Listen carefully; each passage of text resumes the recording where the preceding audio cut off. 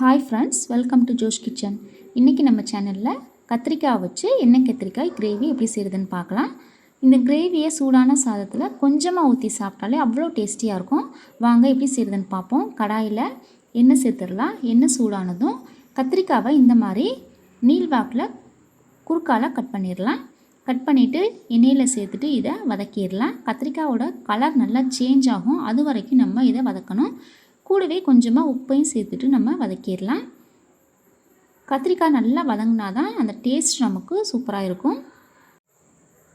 பாருங்கள், இன்னுமே நமக்கு கலர் சேஞ்ச் ஆகணும். இந்தளவுக்கு நமக்கு கலர் மாறி வரணும், அது வரைக்கும் நம்ம கத்திரிக்காயை நல்லா வதக்கிடலாம். இப்போ நம்ம வேறு பிளேட்டுக்கு இதை மாற்றி வச்சிடலாம்.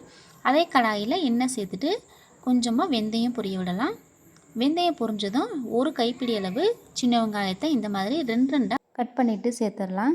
இது கூடவே காரத்துக்காக 4-5 பச்சை மிளகாவையும் சேர்த்துடலாம். கூடவே கொஞ்சமாக கருவேப்பிலை, இது எல்லாத்தையும் சேர்த்துட்டு நல்லா வதக்கிடலாம். சின்ன வெங்காயம் சேர்த்தா தான் இந்த கிரேவி நல்லாயிருக்கும், அதனால் முடிஞ்சளவு சின்ன வெங்காயமே சேர்த்துக்கோங்க.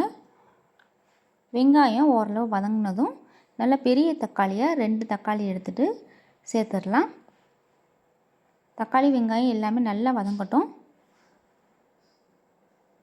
வதங்கினதுக்கப்புறமா நம்ம கத்திரிக்காவை சேர்த்துட்டு வதக்கிடலாம்.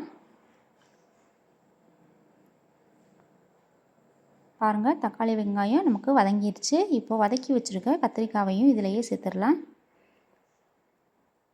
நம்ம கத்திரிக்காயில் ஆல்ரெடி உப்பு போட்டிருக்கோம், அதனால் உப்பு நம்ம ஃபைனலாக செக் பண்ணிவிட்டு போட்டுக்கலாம். கத்திரிக்காய் ஓரளவு வதங்கினதும் கொஞ்சமாக மஞ்சள் தூள், காரத்துக்காக வெறும் தனி மிளகாய் தூள் மட்டும்தான் சேர்க்கணும். 2லேருந்து 2 டேபிள் ஸ்பூன் தனி மிளகாய் தூள் சேர்த்துக்கோங்க. காரத்துக்கு ஏற்ற மாதிரி அட்ஜஸ்ட் பண்ணிக்கோங்க. இதில் மசாலாவோட பச்சை வாசனை நமக்கு போகணும், அது வரைக்கும் நம்ம நல்லா வதக்கிடலாம். மசாலா பச்சை வாசனை போனால் தான் குழம்பு நல்லா டேஸ்டியாக இருக்கும். மசாலா வதங்கினதும் கொஞ்சமாக புளி எடுத்து கரைச்சிட்டு இதில் சேர்த்துடலாம்.